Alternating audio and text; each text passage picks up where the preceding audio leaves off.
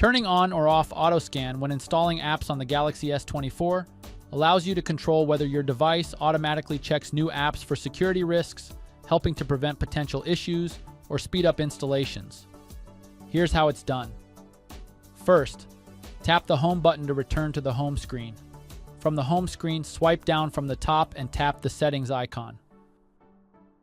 Scroll down and select security and privacy. Next, scroll down and tap on app security, then choose app protection. Tap the more button at the top, then select app protection settings. One of the options should be auto scan when installing apps. Use the toggle to turn this feature on or off based on your preference. Keep in mind, when enabled, your device will scan apps for security issues during installation. This can slow down the process slightly, but helps prevent the installation of potentially harmful apps. Finally, tap the home button to return to the home screen. And that's it. Thanks for watching this video. Don't forget to like and subscribe to our channel for more helpful tips and tutorials.